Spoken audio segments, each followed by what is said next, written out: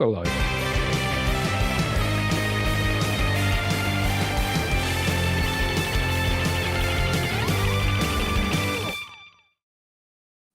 For the last few years, the biggest criticism of Marvel has been pretty simple. Nobody really knew where any of it was going. We've had films, Disney Plus shows, new Avengers, old Avengers, multiverses, incursions, Kang, no Kang, and a lot of characters introduced without any obvious idea of when we're going to see them again. And then we've had Comic Cons and D23, and Robert Downey Jr. is back in the middle of everything. But the X-Men are back as well.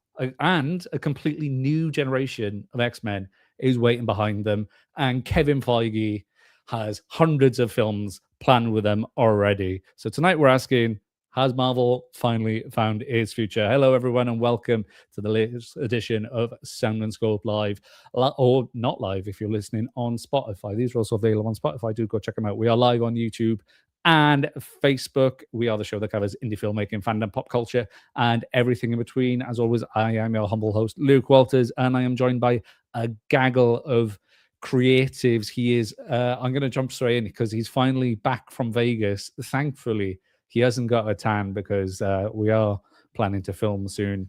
Mr. Brandon McCaffrey. The arm is slightly tannish. We'll be wearing a jacket of some sort. We have to.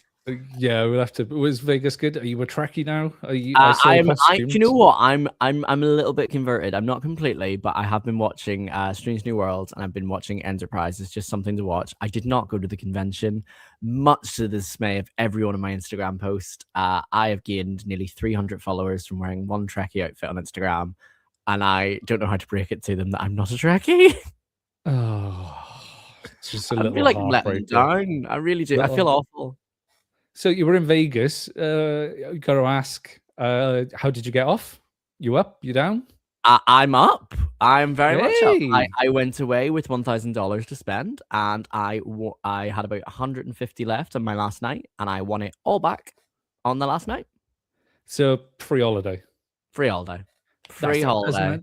Doesn't happen often. Tell you what, if you ever go to Vegas, you want the Frankenstein slot machine. That sounds absolutely terrifying, but I do love a bit of Frankenstein though. But I wonder if our other guest likes Frankenstein. He is an award-winning filmmaker, director, producer, everything, and we also went to the same university, and he has a little special connection to the Marvel Cinematic Universe.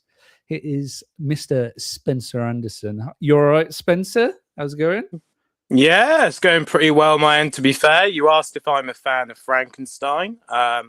I have to say I am indeed. And yeah, as you said, that little connection involved with the MCU also falls back to Frankenstein, back from 1994. But we can touch on that a little bit later. Interesting.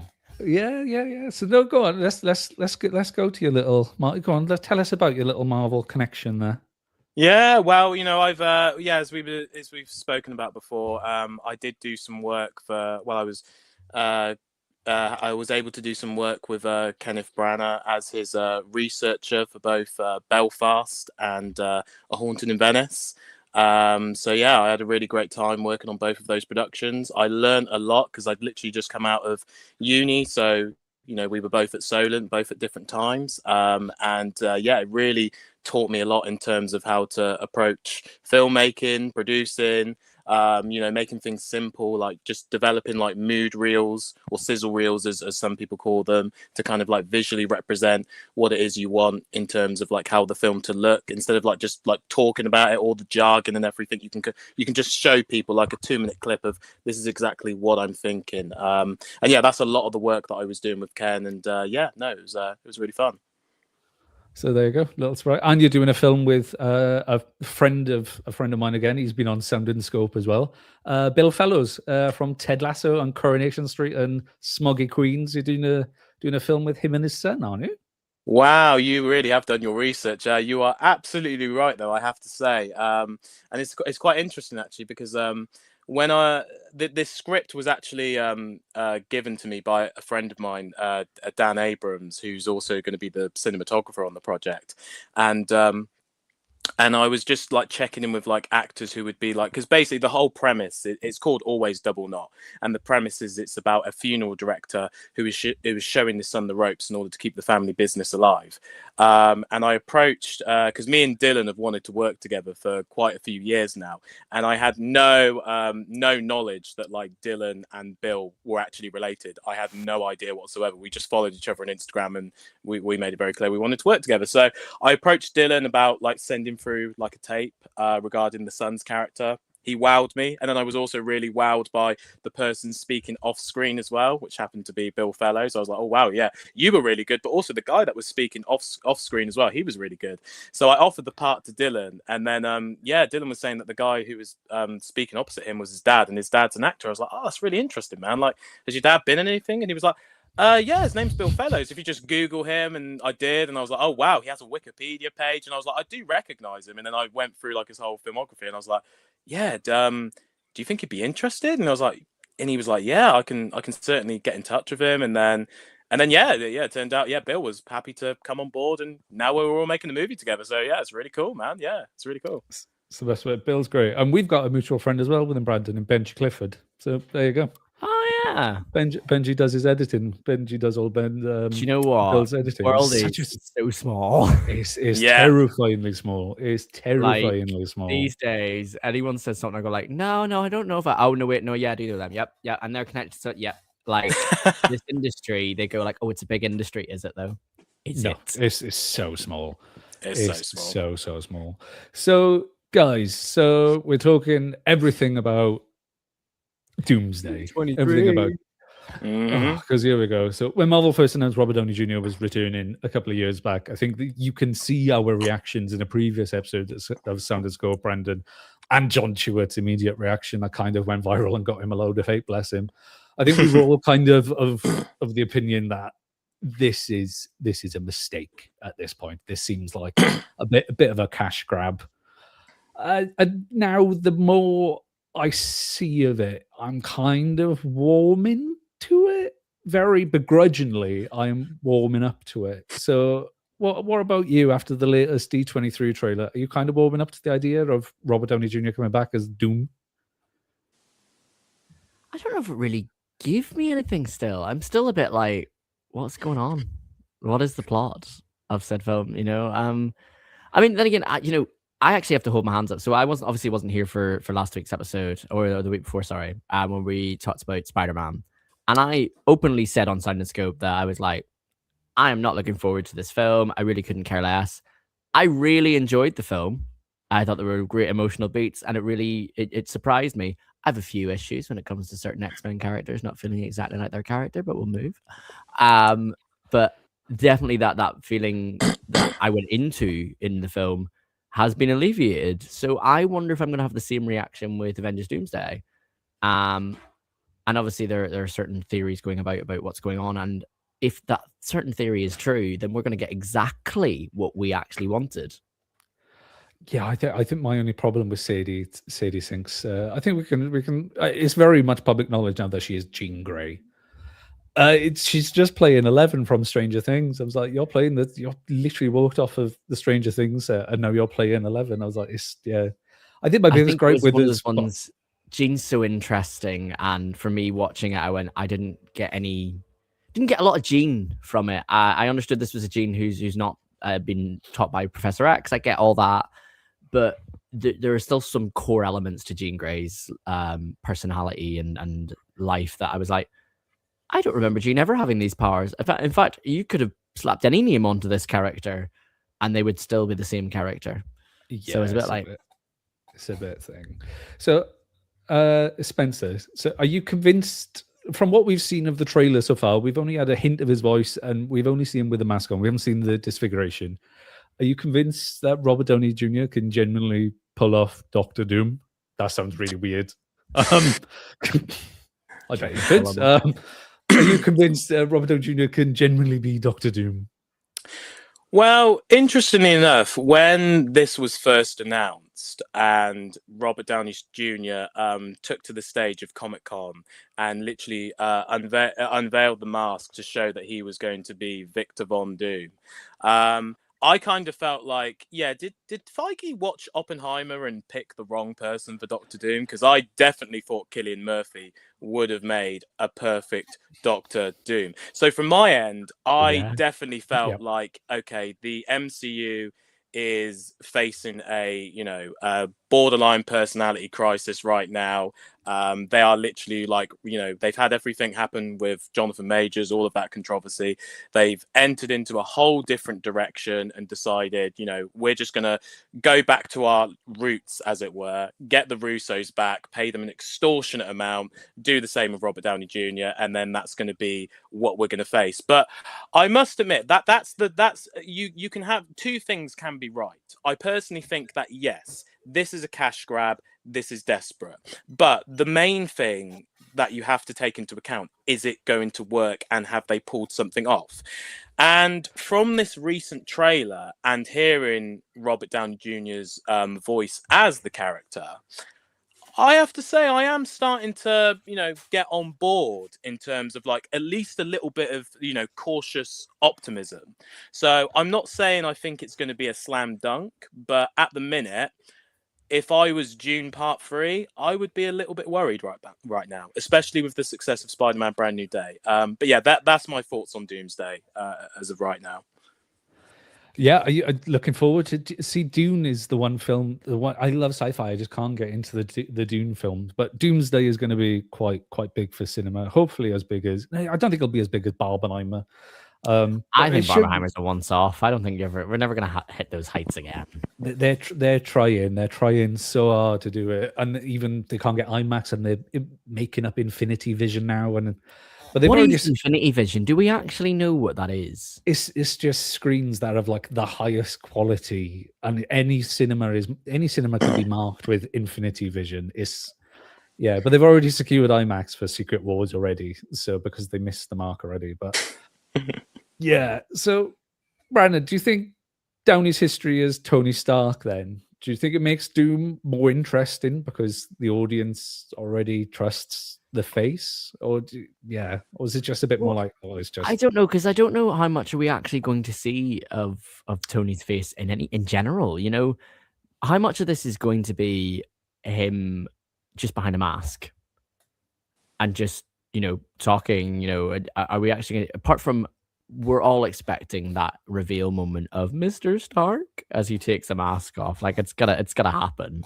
And again, I thought Brand New Day was gonna have the Hulk saying that he remembered him and doing that moment from the comic, and it didn't. So what do I know? I think as the Incredible Hulk met Spider-Man, apart from very briefly in Endgame, has he actually met Spider-Man enough to be like, I remember you? I think that was my gripe with that, because I know the comic book panel, and I was like, oh, they're going to do it, and I was like, I don't think Marvel Hulk has that connection with Spider-Man to pull that off significantly. I was like, they've kind of missed a mark there. So do you think that this? Oh, go on, Spence. No. You carry on, Luke. No, I was going to say, do you think this version of Doom then has to be considerably more frightening than Thanos was in Infinity War, considering of what Thanos did? Yeah, and I think, to be honest, those stakes, that benchmark is going to be pretty hard to reach, because I know that I don't know. Yeah, I was just going to say, I know that Feige has gone around saying to every press junket he's in that like, oh, the build up for Thanos is like pretty much parallel to the build up for Doom, and it's a bit like, are you gaslighting us, Feige? I don't think anyone could like justify that statement at all, because Thanos, that was a whole saga that was like built from the very beginning, or at least the first time we saw him emerge in the end credits of the first Avengers film. This with Doom, I mean, you already had it with Loki and Ant-Man Quantumania, that Kang was going to be the big threat, and this is just a huge diversion from that. So there's no way that this was ever set up in the same way. So, but to answer your question, Luke, I think the main thing that Marvel needs right now is just like a good film that everyone can get behind. At the minute, Spider-Man Brand New Day seems to be serving that, although it is a Sony / Marvel property. But it has at least set the stage for Marvel to have a a fairly good success with Doomsday. We just have to hope that they don't mess it up. I think that was quite a surprising thing with Brand New Day, actually, that we obviously our post-credit scene-ish, hence it hints more towards Secret Wars than it does Doomsday. Yeah. But we didn't get a moment in that, and I kind of was quite surprised that it was like, oh, I thought you'd even take, a minute or two to go, something's happening in the background, we're building to something. But the closest we're gonna get is this is big potatoes, and you are little potatoes. But I'll tell you what, see for Halloween this year, it's going to be the easiest cosplay of my life. Spider-Man mask and a towel, sorted. Done. They just ripped that good. off the Insomniac games, haven't they? That's all they've done. Tom Holland's just been playing Spider-Man on the PS5 and just been like, yep, cool, I'm having this. So Yeah. we know now that because of the trailer that he has a connection already with Reed Richards and Sue Richards, but he's not in the film. Or we just see an empty chair from Latveria, and we get a post-credit scene with him, and we get him with the Sentinels and stuff. Do you think we touched on it when he was saying he wasn't a setup as well as Thanos, even though Kevin Feige is absolutely portraying that he is? But yeah, do you think they could have planned this better? Because they had enough time. There's enough films to come in. We've seen the leaked artwork of him from, I think wasn't it Wakanda Forever? He was supposed to be helping Shuri at one point. Yeah. So do you think okay, the Jonathan Majors stuff, put that to one side, put that to bed. But do you think they could have embedded this in earlier, or do you think actually, you know what? Yeah, let's just roll with the punches, and that one empty chair in Latveria and the fact that Reed Richards knows him is enough for you to be like, yeah, cool, I'm all on board with Doomsday. But there's also that thing that we've just had. Sorry, not to slightly divert from the question, but that thing in the trailer of them knowing each other, I'm a bit like, but we just had a Fantastic Four film, and now you expect me to care about the relationship between these two characters that you've not shown me at all. And you're sort of going to drop it on us in a big major film where there's a lot going on that we can't really focus on as a character piece and on relationships and all that there. So I don't really see the point of being like, oh, they're friends. And I went, right, I guess so. Yeah, it's a bit of a... I think the problem is you should have had about 2 or 3 Fantastic Four films in the space between Endgame and Doomsday to set it up, not just have one film that leads directly into it with a post-credit scene. Spence, what do you think of the situation? I know you've touched on it already, but do you think are you buying into it? You're like, yeah, cool, I'll just roll with the punches. I mean, I think from the trailer itself, I think that was one of the areas where I was like, I mean, you've got 2 very good actors in Pedro Pascal and Robert Downey Jr., and I'm sure that they're going to do as much as they can to convince you as the audience that these have been friends for a very, very long time. But saying that, I do think that, obviously from a business standpoint, they've needed to, fast track an Avengers film because it has been 7 years since the last one. A lot of these films, aside from Spider-Man and Deadpool, haven't really fared too well at the box office. So they've just thought, we need to just go straight to Avengers right now. So we need to fast track everything. So, but yeah, I do agree with you, Luke, that, yeah, I think it would have been worthwhile to have, like with, for instance, I mean, with, you bring up Thanos. I mean, we had like 2 Guardians of the Galaxy films, Gamora's relationship with Thanos, heavily hinted and sprinkled throughout throughout those 2 films to lead us to Thanos with everything else going on. Whereas we just haven't had that with Doom for Doomsday. So we've got the X-Men and Fantastic Four then, and the Avengers and the new Avengers and Thor's army from Valhalla, it seems like. So are you looking forward to see a potentially Avengers fighting X-Men, fighting the Fantastic Four before they all eventually unite and fight Doomsday and lose, Brandon?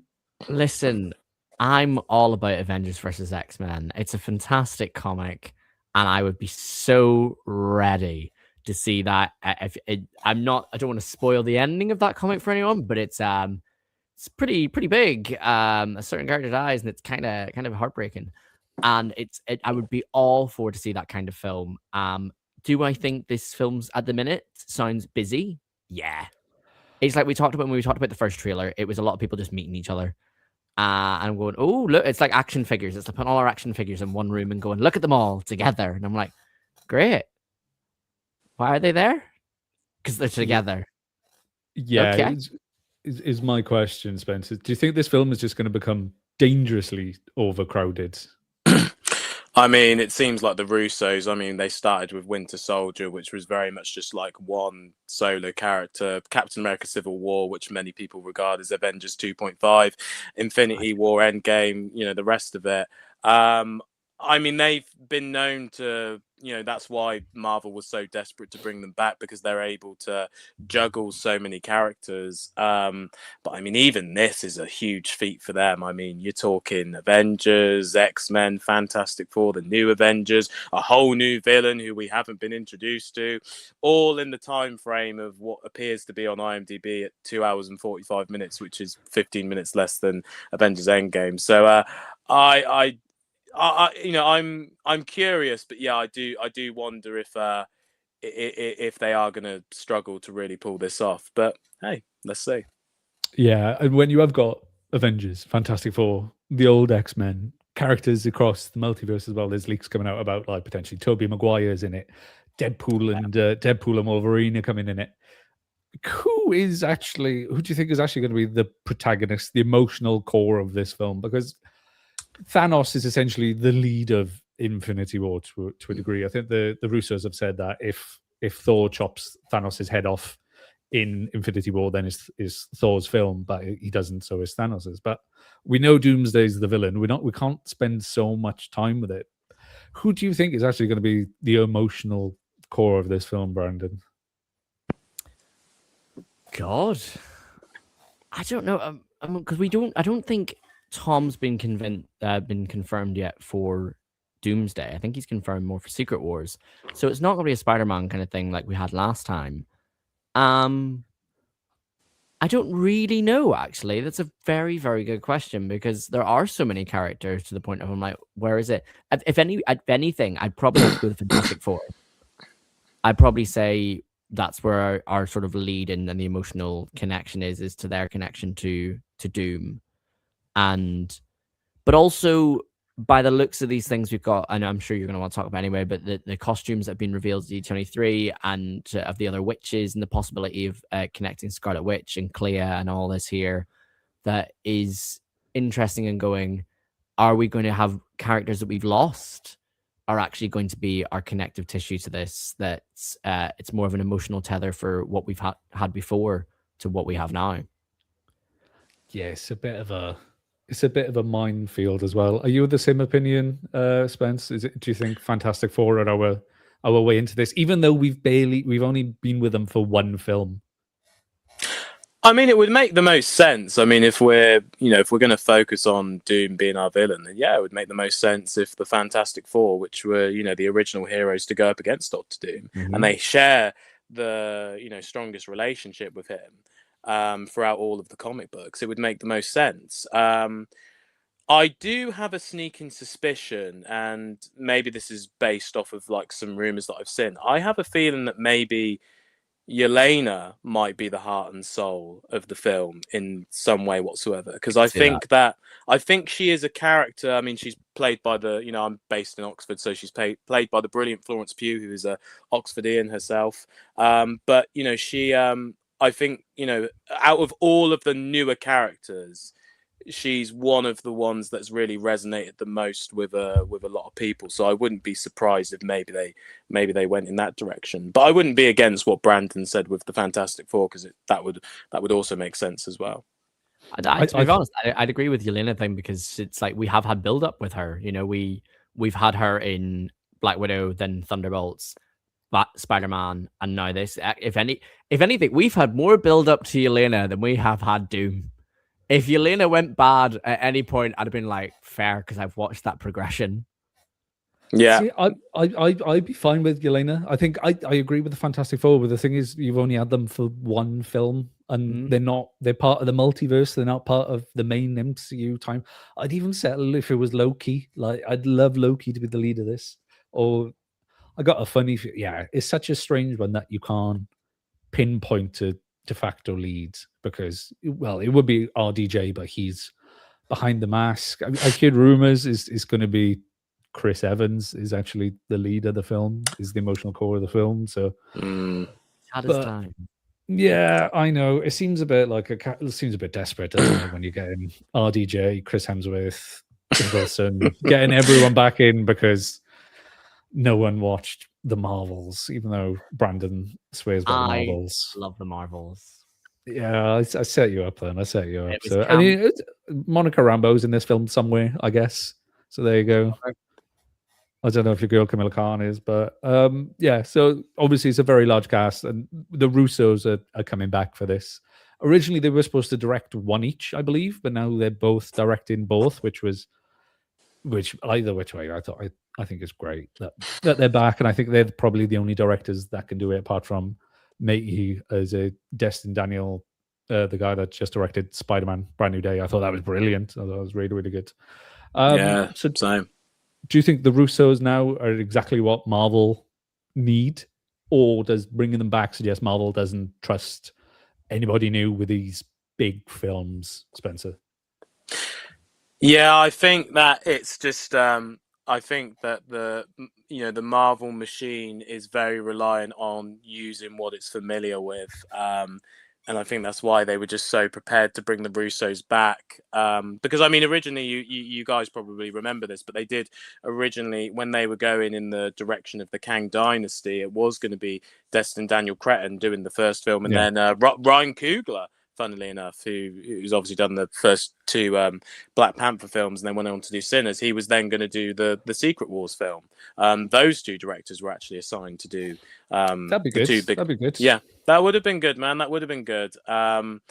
Yeah, but I think the Russos. It's weird with the Russos because outside of Marvel, I mean, Yumi and Dupree, Cherry, that Netflix robot film with Millie Bobby Brown and Chris Pratt. I can't even think of the name of it right now. The Electric State. That was it. The Electric State. Yeah. It's almost like I think the Russos, maybe they just operate well. Them and Marvel are just like yin and yang. They just work together well. But maybe outside of that, it's just, I don't know. Maybe they've proven that they're successful before. 4 times in a row. So it makes sense why they would bring them back. No, I agree. I think without everything they've done after has been a bit of not a hit, shall we say? But I'm rewatching Community now, and Community's fantastic. But to go from Community to Doomsday is a bit of a leap. But no, I'm glad. Yeah, but yeah. So, Brandon, do you think Doomsday is Marvel's potentially their big comeback or their biggest gamble since the original Avengers at this point? Because you're chucking everything at the screen and the kitchen sink. Yeah, I think it's a gamble. I think it's chuck stuff at the wall and see what sticks. I think Secret Wars is actually going to be the more interesting one. Yeah. Considering the comic based off, I mean, I'm still sad it's not original Secret Wars, but it's fine. I'll move. But considering what the comics based on and the lore behind it all, like there's so much more there. I think because Doomsday doesn't exist as a storyline, and maybe that's probably the problem. It's not a thing that we are aware of. It's not a storyline that's a huge event in comics. It's sort of just doing what they're making up as they go along. While Secret Wars is, it's something that fans are connected to. It's something that you can research on your own time. You can look it up and like, oh, what is that? Or you can go and have read it. So go in with some form of prep. With this, maybe it's also that for us as fans, we're going in blind, essentially, which compared to any other Avengers film or any other Marvel film we've never had this before. So I think that's a big shift up. Unless you go on Reddit and read the entire plot leak. Well, unless you do that, but unless you go on there. Yeah. So quickly then, excitement out of 10 right now for Doomsday. 6. Yeah, Spencer. I'm gonna say at the moment, before it was like a 5. I think I'm now more comfortably at a 7. I'm like, maybe I'll feel a bit different around Christmas time. Maybe maybe it'll be fun. So I could go That either way. midnight release. I'll still be there. Exactly. Nice. I'll still be there, but I'm like, yeah, I'll give it a 7. Yeah, I'm more of a 6, to be fair. I'm more of a 6.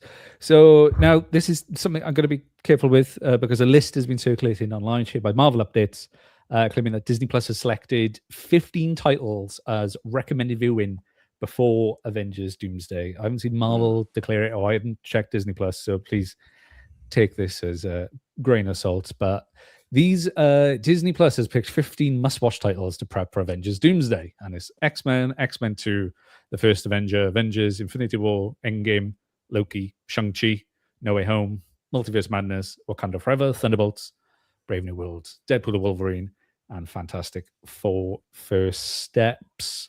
So that's actually quite interesting. So if this list even vaguely reflects what matters into Doomsday, matters going into Doomsday, what immediately jumps out at you, Brandon? I think the only thing looking at this list that I can even think will be really important to Doomsday, that won't just be so you know these characters, is going to be Loki. I actually think I'll give Loki a rewatch before I get to Doomsday, because there's so much happens in season 2 to just really get to grips with where he is by the end of it. And it's a bit of a mind feck by the end as it is. For the rest of them, I think it's more looking at different characters and plot points that may come up more so than actually being important. You know, X-Men Next 2 is mostly because I'd say, well, Nightcrawler doesn't turn up until X2 anyway. So, and we know he's in the film. So it's probably being like, look, these are these characters. Yeah, there's one that, I mean, Shang-Chi, again, is just to show who the character is and what he does. Yeah, I think the one thing that stood out with me is why X2 are not like something like Days of Future Past, where it kind of lends itself a little bit more to what they were kind of doing, I guess. But the one thing that stuck out with me, which is going back to why I thought maybe Steve Rogers is the lead, because it's Captain America, the First Avenger, the Avengers, Infinity War, and Endgame. Do you think that makes Steve Rogers like look more important than originally thought, Spencer? Yeah, and I suppose that, you know, this is very much to do with the multiverse. So I think that, you know, I think that, you know, any of these films could really just kind of, you know, bring me to thinking that, you know, they hold some importance. To be honest, the one that, I mean, this is probably the most obvious answer, but I think for me, the one that really sticks out to me, I liked Brandon's answer with Loki. That's definitely an interesting one. But I think for me, Avengers Endgame, to be honest, because it feels like from what I'm hearing, this film Doomsday is really taking place like almost directly after that film, from what they've kind of said. And also we've got I mean, you know, Marvel has made no secret. Yeah, exactly. Marvel has held no secret to, you know, that there is a clear duality between, you know, Tony Stark and Doom. So I think there's going to be something quite interesting, like paired up, and also the Russos being attached as well. They're going to want to, you know, have some sort of ownership with this film and connect it right back to where they left off back in 2019 with Endgame. So I think that's going to be interesting to see what is the duality between Tony Stark and Doom from what the Russos and Marvel are giving us with Doomsday. So do you think there's any title that's conspicuously missing, Brandon, from this list, or are you kind of content with going in from, right, okay, I can watch these and get it? That I thought would be included? Ooh, I can think of off the top of my head, to be honest. There's some that I think. What do you know? No, actually, I'm surprised. WandaVision isn't on there.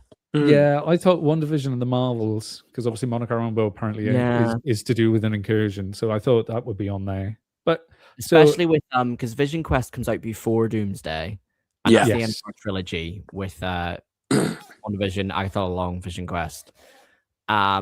And if the rumors are true that the Latverian witches are based off the different characters, and Wanda has been turned into one of these, I'm surprised we're not following that sort of storyline, because we don't know Vision still could turn up in Doomsday. And I wonder if they're holding off on putting such things in here to not reveal that kind of information. until we have Vision Quest finished. Yeah, fair.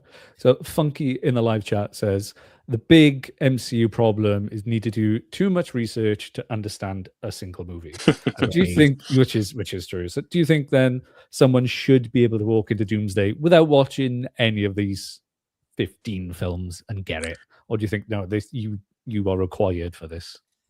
I mean, Marvel have kind of made it for themselves, really. I mean, they've kind of built this up to be, it is like an interconnected cinematic universe. I mean, even after Endgame, it even expanded, beyond that with, the reintroduction of X-Men characters, Spider-Man characters. For the casual viewer, it almost is a bit like, I think in a way you kind of are expected to, know all of these films, but maybe they will do something with Doomsday where the casual viewer can just like sit in and maybe not have watched it. But I think that's going to be very hard to kind of pull off. But I think that with Marvel as a whole, I think, unless if you're really in, then, it's going to be hard for you to kind of keep up with everything that's going on.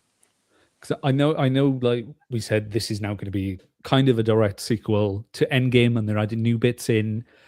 So does that kind of discount everything that's just happened in between? If you're like, oh yeah, forget about all the mildly successful or unsuccessful films that we've done, apart from like Deadpool and Wolverine, just focus on Endgame. Do you think that's kind of a smack in the face to those films, Brandon? A little bit, yeah. I mean, it's kind of turning around. It's that thing, isn't it? Of we're adding in new scenes to Endgame to fit better with the story that we're telling now, and it's like, well, I'm sorry, but The Godfather Part 1 didn't re-release with new scenes to fit in better with The Godfather Part 3. It's not really how movies work. You've made your film. This is what the story you were telling.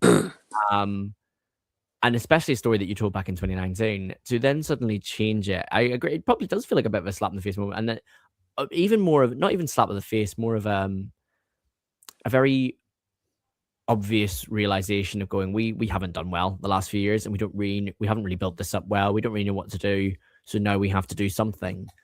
And I'd rather put their hands up and we're like, we don't know what we're doing. Yeah, but it's almost that double downness instead, and I'm like, okay, that's the choice. So following on from D23, we had the release of the trailer, and as fans do, they scrutinize every frame, every backdrop, every close-up for everything. And there's been a big fan theory coming out about my camera going off, about Doctor Doom.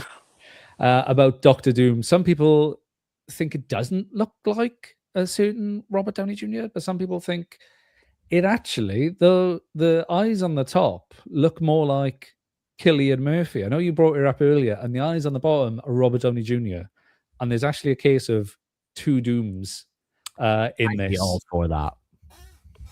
Yeah, we said for ages, what a reveal if that had happened, if we didn't know who people were and they just reveal, you find out as you go in, and if it had been Robert Downey Jr., that reveal would have been fantastic. But I do agree I love the idea that they are second guessing us, and they are doing all these, this is who the actor's playing it, so that if anyone's spotted on set or anyone's in Doom, nobody's questioning it because they've already revealed it. So then why would anyone question? So I'm all here for a two Doom theory. Yeah, no, definitely. I think as well that it's almost just like a 1-2 punch, like, pun intended, obviously, because you've had like the revelation of Robert Downey Jr. as Doom as we know him, but there's so many different storylines you could go with. You could go with one storyline being that Doom has had to just like possess the body of someone else, which could again link back to Endgame. There's just so many different ways they could go about this.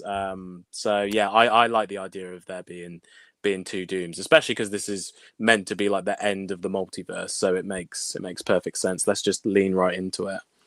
Yeah, the one fan theory I've heard is that Cillian Murphy's Doctor Doom is dream walking in Tony Stark's body, like what Doctor Strange does in Multiverse of Madness, and he's doing it to taunt, and that's why he's got the disfigurement on the face and the mask. And I was like, that's incredibly dark for a Marvel film. That is incredibly. I love that darkness. Give me it Yeah, bro. all. Like that is a swing. But do you think narratively though, two Dooms could work? And do you think it would be a bit of a slap in the face if Robert Downey Jr. wasn't the actual Doom and it was Cillian Murphy? I think it would work. I think, you know, do you know what? If they did it, it would make Robert Downey Jr.'s casting make more sense rather than feeling like a cash grab. Fair. You know, it would give storyline reasoning. The characters are connected to it. You know, if he's been walking in this body since, and if it is the end of Endgame, say his body he wasn't actually destroyed by the gauntlet, it went somewhere else, and he wakes up somewhere and Doom's there, and he's like, "Who are you?" It's like you can feel that energy from the Infinity Stones or something, and he wants to harness that. Then that would make so much more sense. The only problem is you take this, if that is the storyline, because of the whole Kang thing, it's taken us so long to get here and where we're at now, it becomes a point where we go, oh, if this was earlier, this would have felt better. But, you know, this is such a weird reference to make, but this is making a slight sequel to I Know What You Did Last Summer, almost 30 years later. Oh, God. I watched it in the plane on the way to Vegas and went, do you know what? Didn't need that movie made, did we? Didn't need to bring back those legacy characters. Why? Oh, mate. I don't want to divert off the conversation, but I could really go into that movie, honestly. It had one job, and yeah, there we go. So is that's the new one, right? I haven't seen it. Let's I saw just the say Don't. the killer reveal. Don't. You will go, Yeah. right. Oh my God. It's like, why would you do that? That was just like you're almost like trying to cause shock, but this is just like no. Fair.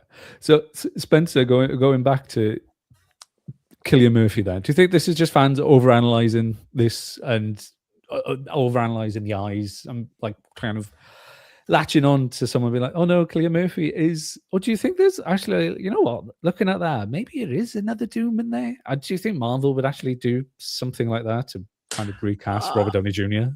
mid-film?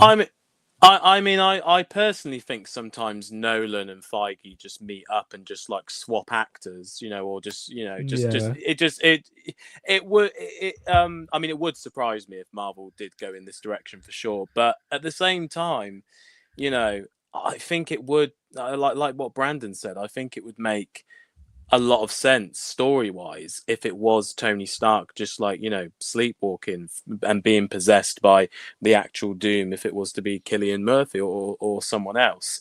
And I think that would win over a lot of fans as well, who might feel that, you know, it's a bit distasteful to, you know, cast Robert Downey Jr. as Doom. So, you know, I think, yeah, I think, you know, I think there's reason to certain believe that. And I think that, you know, I think as fans, yes, we do tend to overanalyze. But I do think like a lot of that, you know, hopefully it will get rewarded. So we're going to take a very, very quick 2-minute break. We'll have a look at the Hooligans because we got something special coming up, Brandon, when we actually finish it. I'm so stressed this weekend. It's fine. I'm so stressed about that, by the way. That's another conversation. It finishes on Sunday. But I'm still doing We Sound Familiar at the same time. So I got two films going. I've got two films going parallel. One's not finished and the other one's nearly finished. And wow. It's so stressful. One is, yeah. But anyway, we'll take a very, very quick break. When we come back, we'll have a look at Marvel's new X-Men and asking how can you replace Patrick Stewart, Ian McKellen, and Hugh Jackman with Kevin Feige's promise of sagas upon sagas upon sagas of X-Men stories is actually exciting or quite terrifying.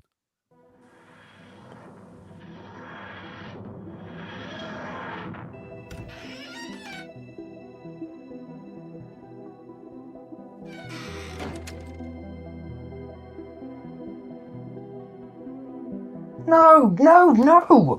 You asked for my help. Yeah, more as a sounding board. Not so you could rewrite the ending and ruin it. What are you doing dressed like that? I'm working. Hiya, fam. So, you're my replacement. A dandy and a clown. Dear Auntie Babe, Thank you for Doctor Who this year. How about a season 14 marathon? I'm talking Robots of Death, Talons of Wing Chang, Deadly Assassin. Oh, love Gallifreyan stories. Proper classic Who, you know, Tom at his finest. Doctor Who? Nah, I've not watched since David Tennant. We open with the TARDIS. Oi! Stop what you're doing and state your name and planet of origin. Hi.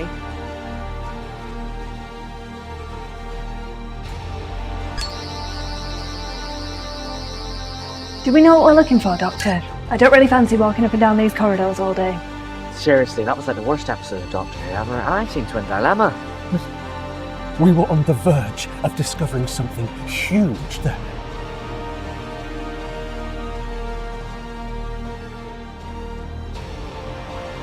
I'm sorry. I'm sorry for overreacting. I'm sorry for being moody. I'm sorry that I'm no longer fun. I'm sorry I don't like the Rings of Akaten. I haven't eaten, so nothing too strong. Don't want to get drunk. You know, I really think he might. Where is he? Where is he indeed? Let's... Shh!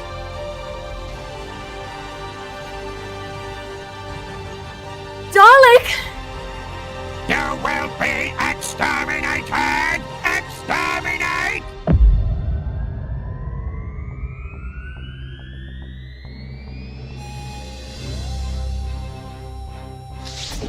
Okay then. Geronimo!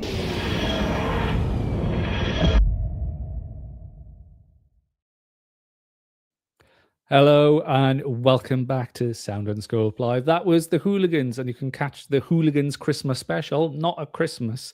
We will be playing at Hooverville. It hasn't been officially announced yet, but I know we are playing there, but they are doing it. I need to do the poster for them to do the announcement, Brandon, so I will need to get some pictures of you at some point. We will be guests, and I'm sure somebody there will go, "Aren't you the guys who didn't like Tom Baker?" And I'm like, "Huh!"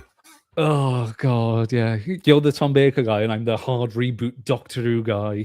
God, yeah. we're just gonna get. I mean, Hoovervilles are great, so we'll be doing the Hooverville Christmas special, the Wilderness Years, sorry, and we will be showing the We Sound Familiar, the last broadcast film as well. Spencer, are you excited for the Hooligans Christmas special?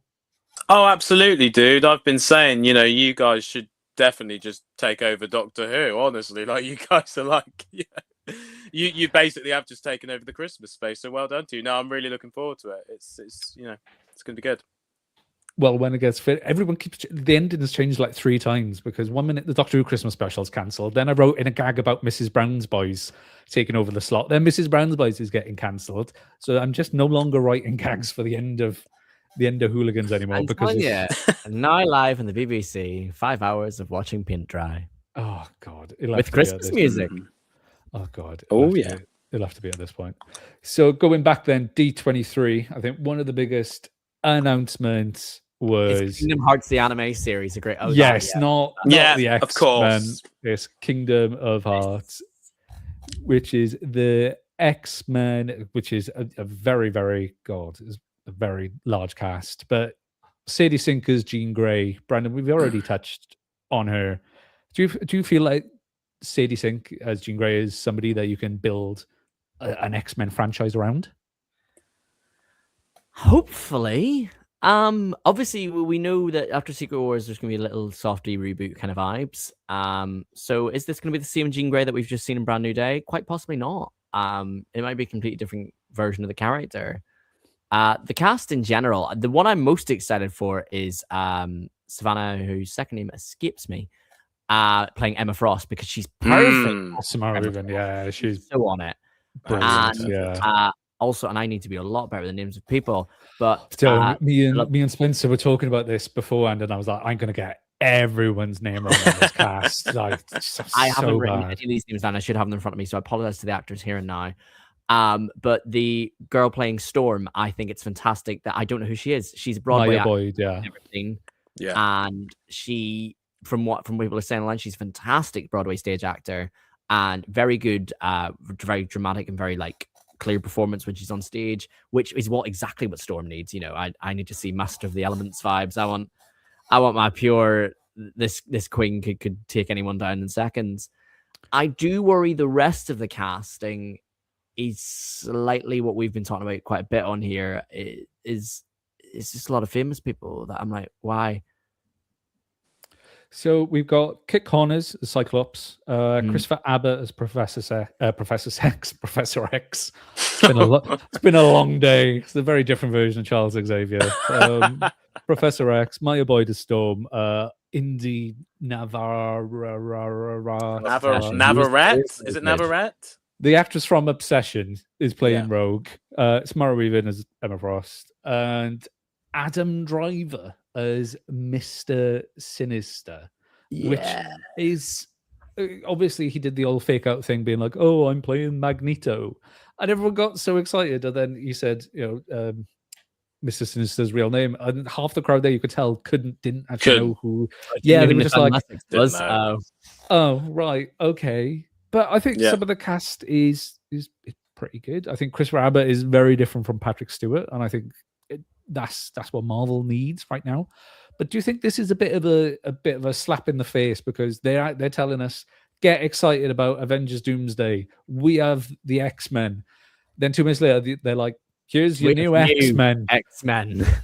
Do you think that's just a bit? Do you think they just should have held off till after Doomsday and announced this next year instead of just doing it before we have the swan song to Ian McKellen and Patrick Stewart? Or do you think that no, this is the perfect time, they should have just held up for this, Brandon? Yeah, I think it is a little bit. I think it's that thing we're talking about, the casual viewer.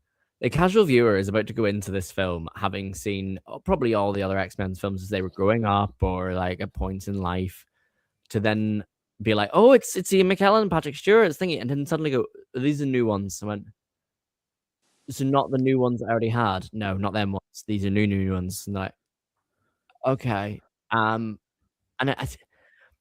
are we going to see these at all in it says 2028, so are we going to see them in Secret Wars? We're going to get something from this. It's a bit of a. I think you're right. I think they should have revealed this next year. I think this is let your new universe be done, and let's start revealing stuff for our next slate later on. I think it's jumping the gun a little bit on, but New Era is coming, so you can be excited for that if this doesn't go well. So we've got Mr. Sinister, we've got Adam Driver in, bless him. I don't know what he's done to end up in the Marvel Cinematic Universe. He's an actor.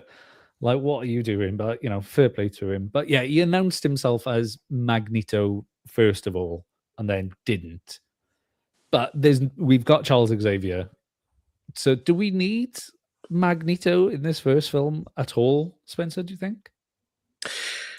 Well, I mean, it depends on which direction they go in, because I think that if we're entering X-Men into a different time period, then to kind of cover Magneto's origin story during the Holocaust wouldn't quite add up. So I think that perhaps it makes sense to maybe hold off of revealing Magneto maybe in the first film, and even so forth. I mean, it would really be hard for anyone to step into the shoes of Hugh Jackman for Wolverine.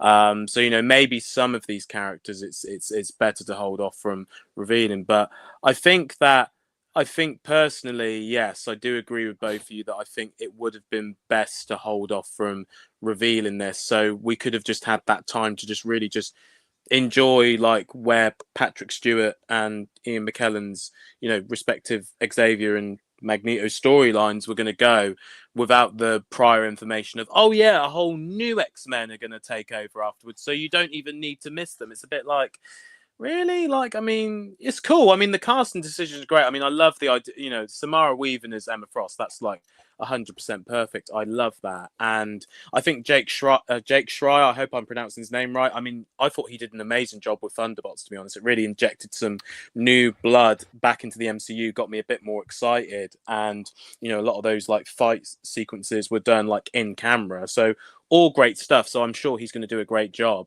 But yeah, in terms of the casting, really, I think I mean, there's no one there that makes me think this was a terrible choice. It's just a bit maybe it was just a bit early. Maybe we could have just held off. Let people, just take a chill pill, as one would say. Just chill, and let's just enjoy, one or two movies at a time instead of just prior knowledge as to what's happening in the next 2-3 years.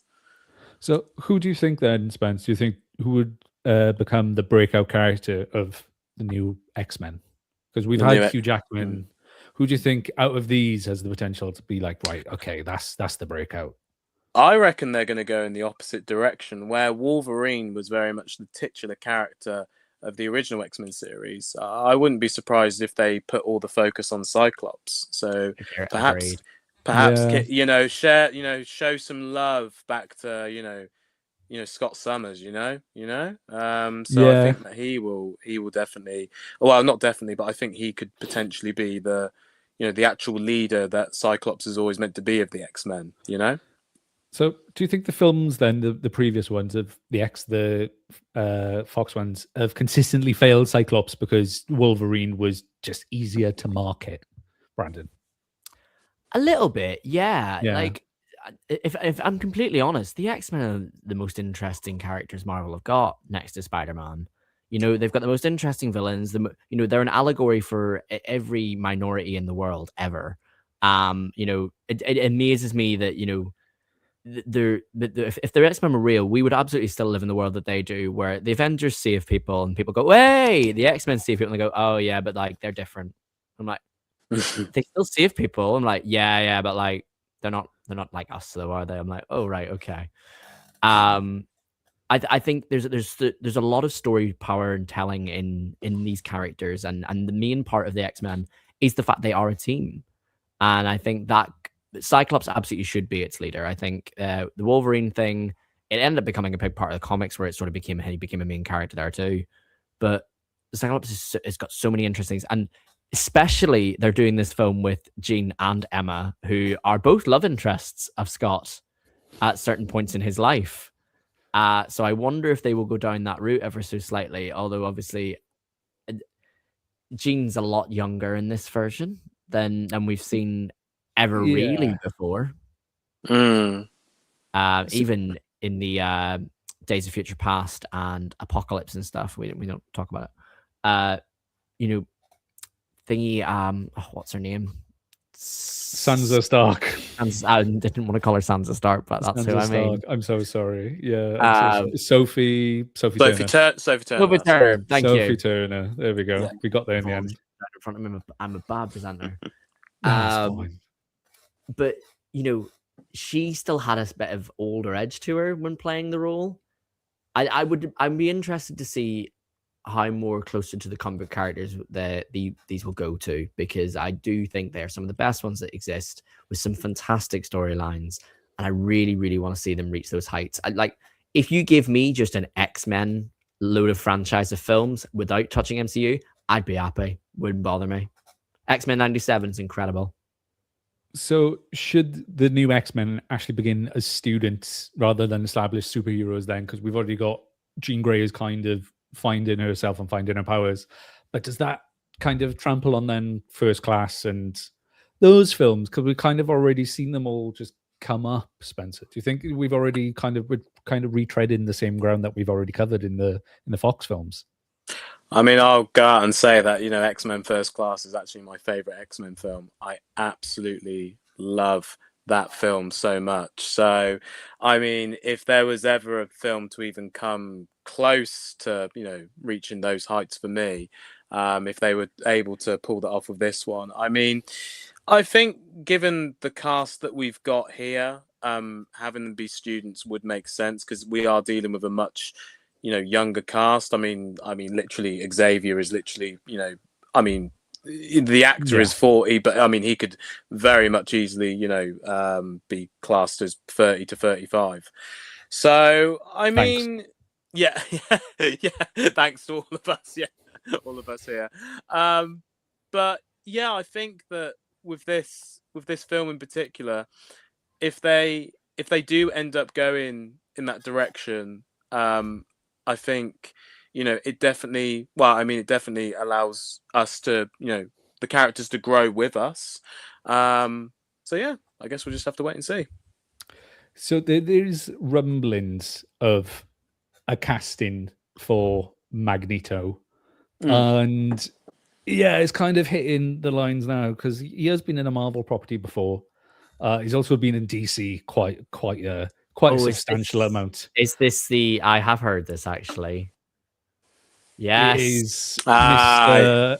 Henry Cavill is allegedly Cavalrine is back. The Cavalrine is back, where Cavalrine. he's becoming Magneto. So, okay, yeah, this is a bit. I'd be well up for this. I'm not gonna lie. This is the one. Quite a good Magneto, actually. I think he would understand the trials and tribulations that Eric has been through, and I think he'd pull it off really well. Yeah, compared to most of the ones, like I say, I have a big issue with seeing big names come into things, being like, could we have looked further afield, guys? Could we have given someone their big chance? But I think he's been let down by so many superhero things recently and so many passion projects he's had. Why not? Let's give Henry a proper chance. It's better than doing a Enola Holmes 4. You didn't work on Enola Holmes, did you, Spencer? No, I didn't. But to be fair, even if I did, I wouldn't have taken offense to that at all. There you go. But I think, yeah. Sorry, carry on. No, I was gonna say, but we've already got him in Deadpool and Wolverine as the Cavalrine. Would you want him to come in as Magneto, or would you want him to come in as the Cavalrine? Or considering the age of the cast, could you? It's such a weird one. If we're getting Wolverine, I want comic book accurate. I want 5'1", little short, stouty. I know loads of short boys who are built like brick shit houses. We don't need to have these tall, stunning, gorgeous looks. I'm sorry, but in the comics, Wolverine is not this stunning, beautiful man. He's a feral beast. That the reason women go to him is because he's a feral beast. Yeah. So would you accept Henry Cavill as Magneto? Is this one that you'd be like, right, okay, cool, I'm in with this? Spencer, are you happy with this? Yeah, I'd be genuinely excited for sure. I think Henry Cavill has just shown. I mean, even in if we go to the other side of Marvel, if we go straight to DC, I think Henry Cavill worked really well as Superman when he was evil Superman. I mean, he just really kind of he has that quality to play, really good, antagonists. So I think to put him in a role like Magneto, which carries so much, there's so many dynamics to that character and so much aura and so much, there's just a huge storyline there that I think Henry Cavill would just like really fit quite well with that. So yeah, I'd be more than up for him to play Magneto. I think we touched on this off camera and you brought it up as well.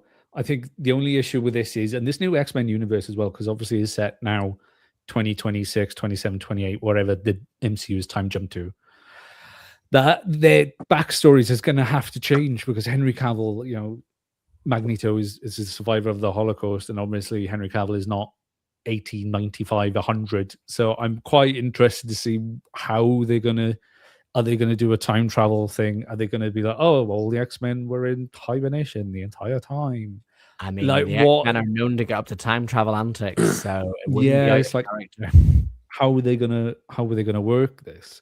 But another thing that Kevin Feige said at D23 is potentially they tells us exactly what Marvel's plan is after Secret Wars, that despite more than 25 years of X-Men films already existing, Feige argued that the comics contain enough material for another 100 great X-Men movies, describing as sagas upon sagas of stories waiting to be explored. So my immediate question is, do we want another 100 X-Men movies from the MCU? I hate to say it, but yeah.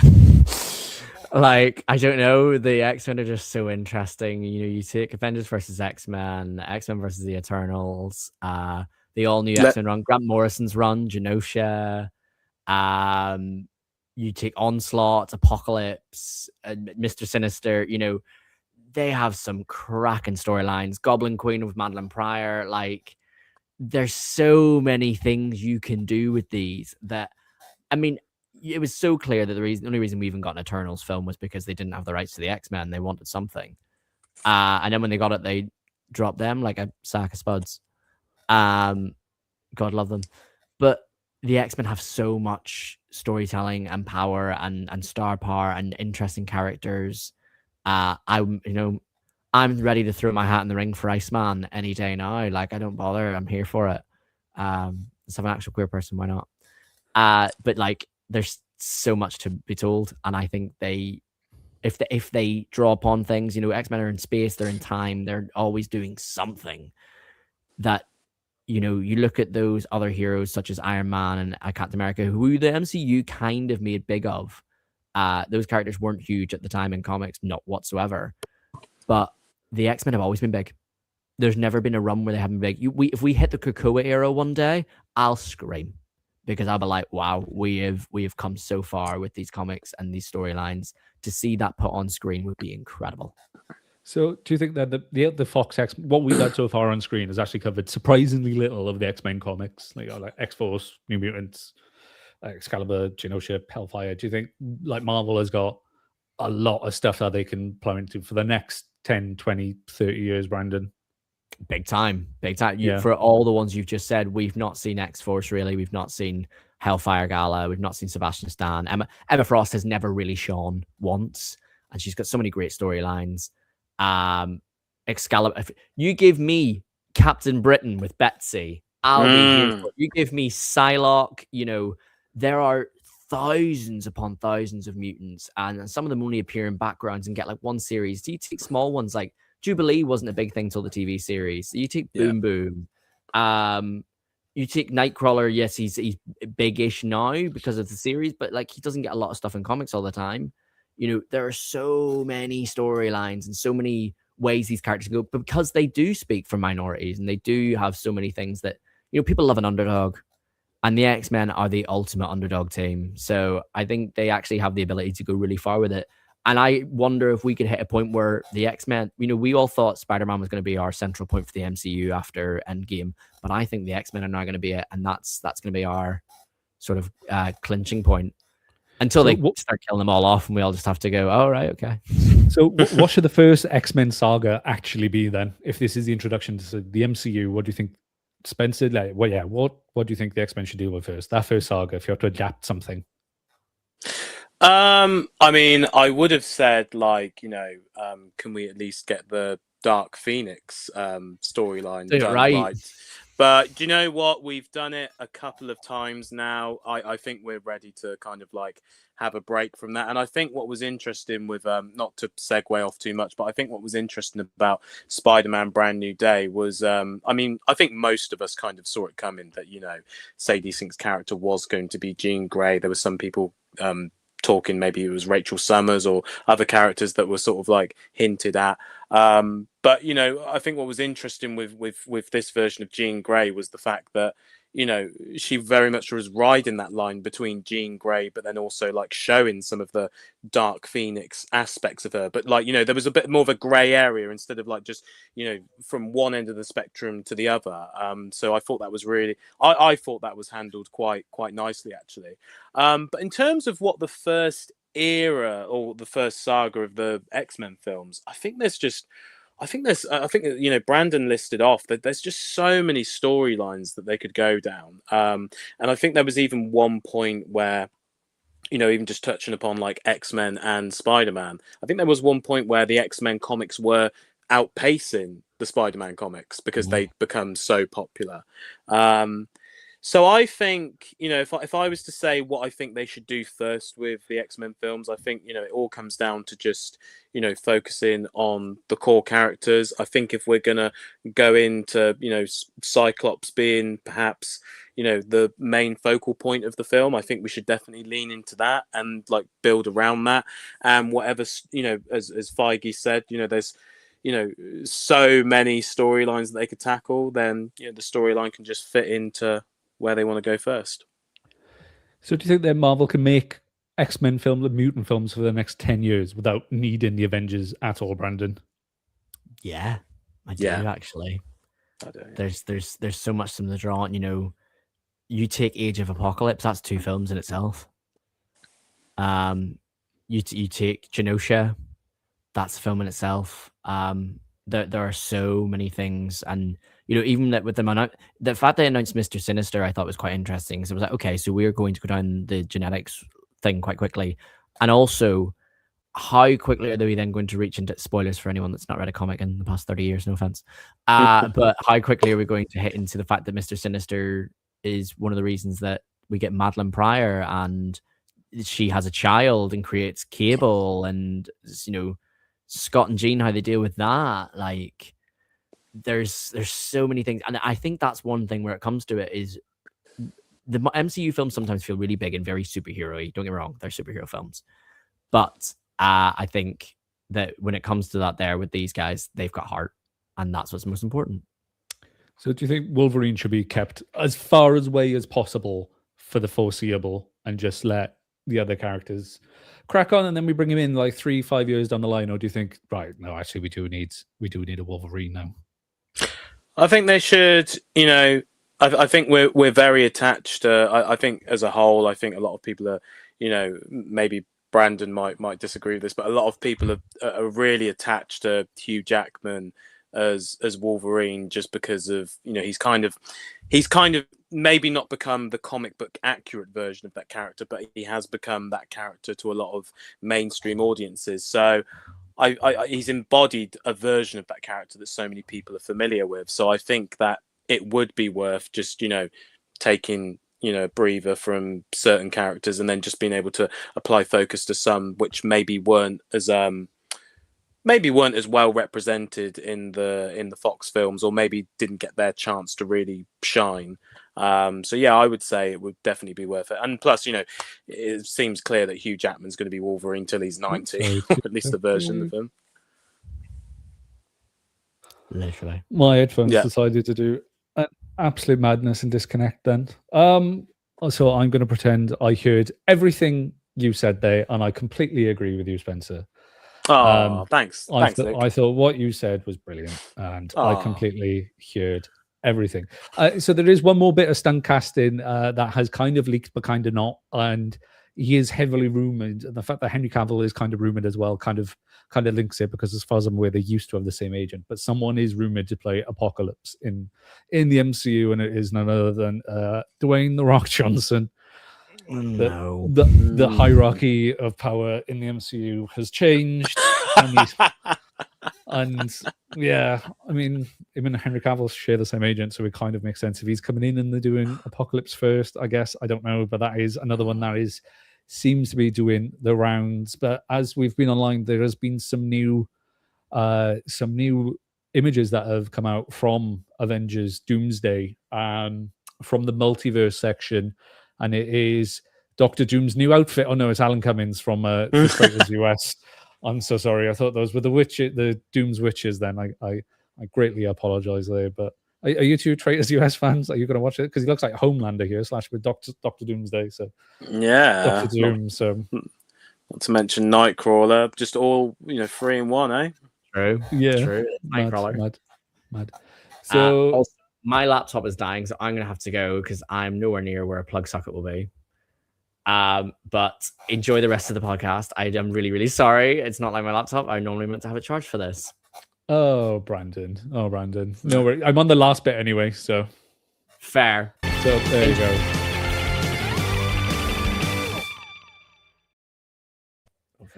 I'll do it very quickly, right? Quickly.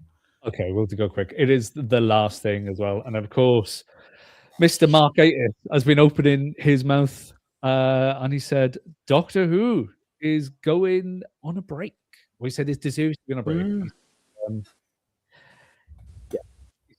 Mark Gatiss, the BBC was going to put this out to tender in the 1980s. He says he doesn't think this will go out to tender now at all. He said we might slip into the same thing as we were in the wilderness years, and it'll disappear. And it's actually a good thing that it could disappear for a while, and the next generation should be the people that grew up with David Tennant and Chris Buckman taking over the show, not Tom Baker and John Pertwee, which I agree. But yeah, so Brandon, when you hear, as a fan, when you hear Doctor Who might disappear for several years, does that worry you, or does you actually think that's healthy and fans will grow to miss Doctor Who?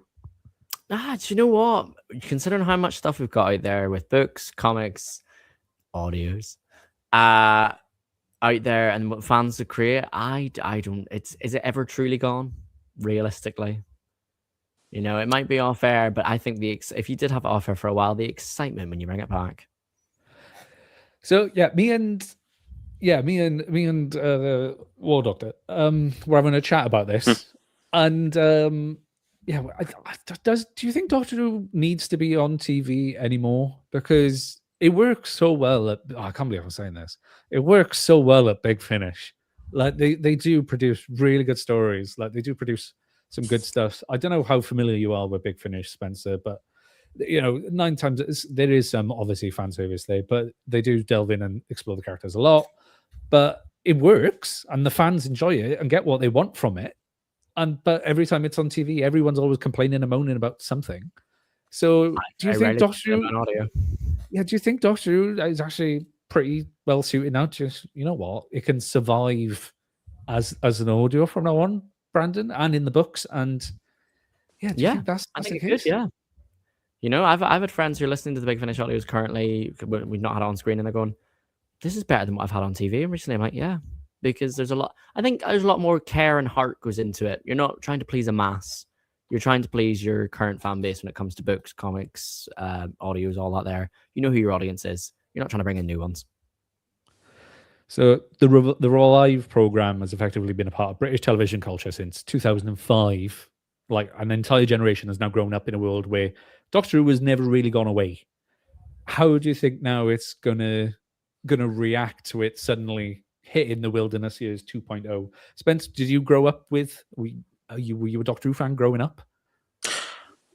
I would say for me, weirdly enough, when Doctor Who got reintroduced with Christopher Eccleston in 2005, I watched like every single episode of that at the time, and I was super excited. And I might have been one of the only kids. I mean, I might have been one of the only kids at the time to not really continue on when they moved so quickly to have David Tennant be the one to regenerate. So as a kid, I didn't watch any of David Tennant's series at all. I was quite attached to Christopher Eccleston. It was actually only until a little bit later that I caught up with David Tennant, and then I could actually understand, oh yeah, like I can totally see why a lot of people regard him as their favorite Doctor.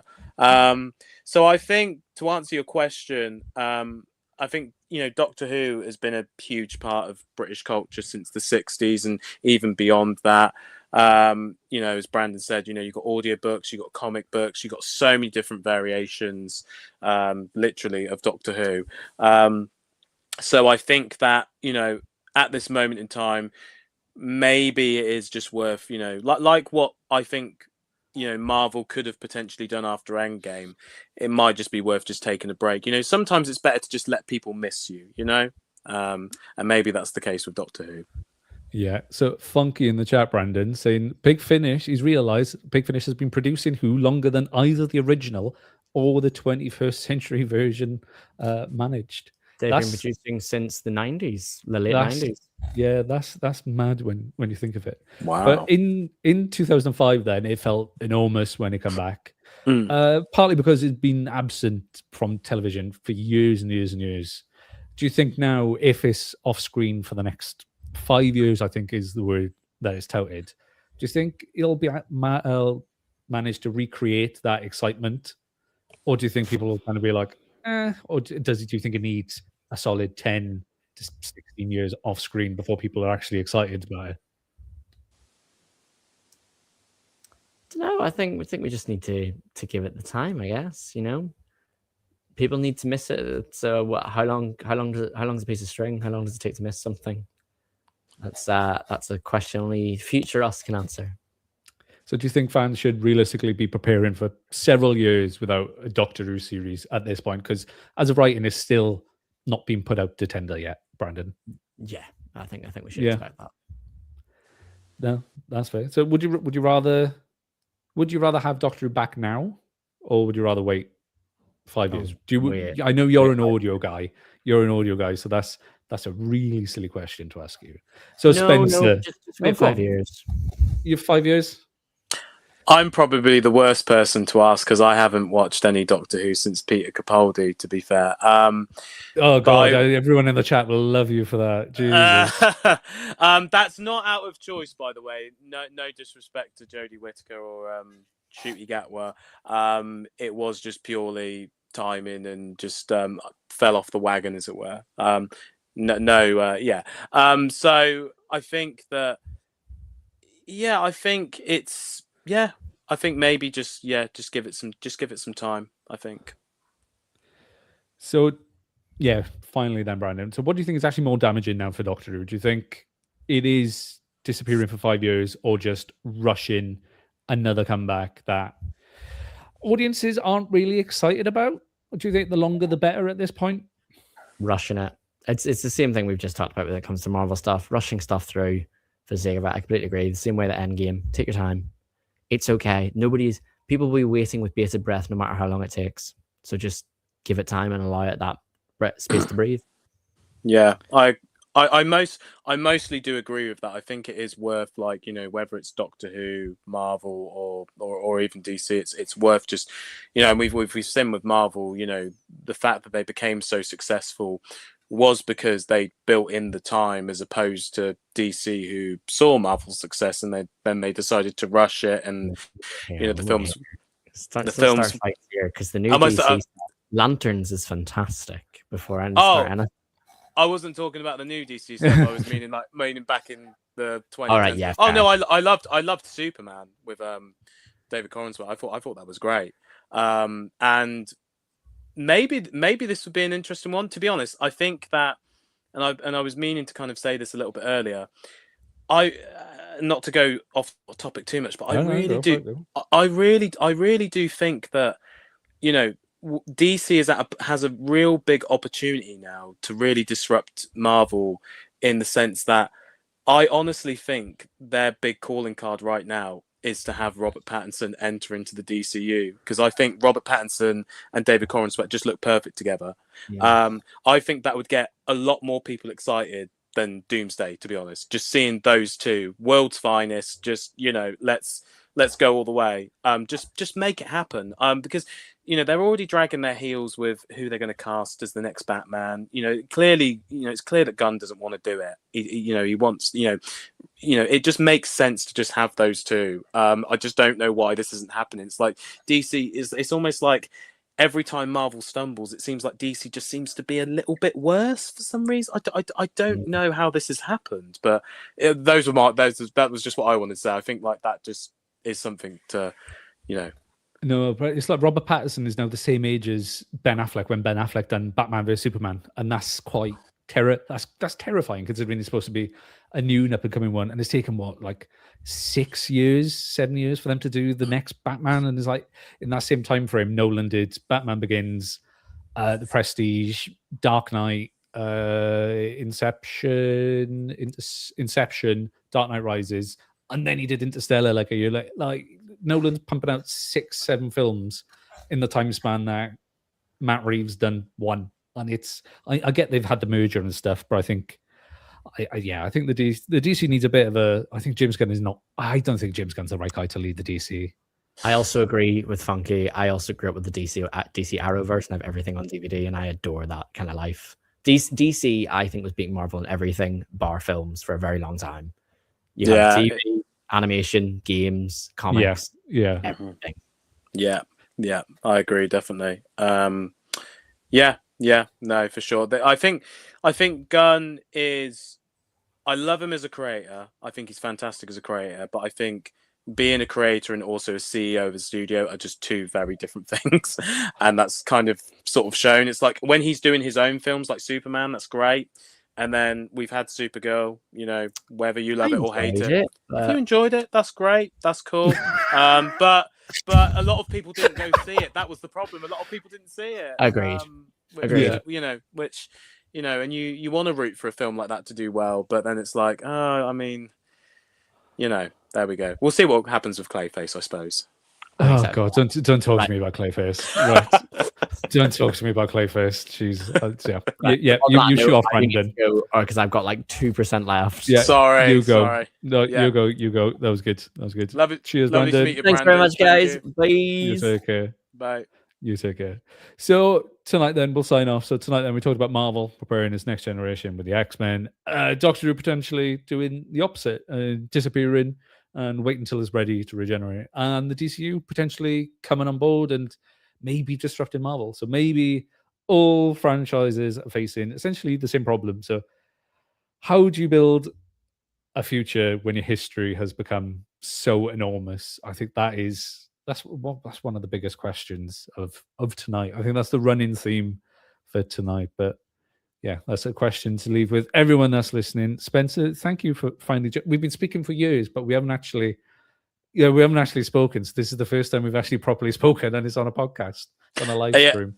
It just happened to be our conversation with each other was in front of anyone watching. So yeah, it's mad.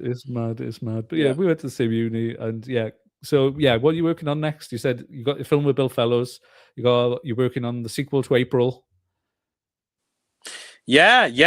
No, so we got the film with Bill Fellows, Always Double Knot. We'll be shooting that literally in just over 4 weeks' time. So just a 1 day shoot. So really looking forward to that. And then I'll also be doing another short film called The Collector, which is about a single mother protecting her son from the exterior threats, which aren't what they seem. And then the sequel to April we'll be doing next year, and we've also got Play for Grace back in motion next year as well. So keep like yourself, Luke, keeping myself busy with all these fun little projects. It's too much. So if anyone wants to see any of your films, where can they find them? If you go to my YouTube channel, which is at I should probably know this, to be fair. In fact, I'm going to go to it right now just so I can see. But it is listed as Spencer Anderson. So if you type in Spencer Anderson, hopefully I should pop up. So that's me. Or at Spencer Anderson 94, and that's 2 N's at the end. And you can also use that handle for Instagram as well. That's at Spencer Anderson 2 N's at the end. 94, and I'm the co-founder of Speedroll Studios as well, where we're going to be making a number of different short films. We're still very early, we're still a baby company compared to Cinescope, but cool. Yeah, that sounds good. Yeah, and have a look at Satellite. Satellite's really good, and I love the sci-fi, so it's very nice film. So again, thank you for joining me on this one. It's the first time we've spoken, but thank you for joining me. And everyone, please do go check out his films. They are very, very good. And thank you to everyone in the live chat, and thank you to everyone that is watching and listening on YouTube, Facebook, and Spotify. We will be back same time next week, but don't forget, you can go watch I Made War of the Worlds, I Made the Time Machine, you can't go watch I Made the Invisible Man because it's not out yet, but the trailer is. But the entire series of Hooligans is out, and then go over and watch Satellite and watch all of Spencer's films over at Spencer Anderson. Go watch Satellite and go have a look at Speedroll Studios on Instagram. But that is it for now. Again, we will see you this time next week. And who knows, we might have a new Doomsday trailer, or Cillian Murphy or Cillian Murphy. One of them is bound to be correct. Might be revealed as the new Doomsday. But in the meantime, take care, and we will see you next week.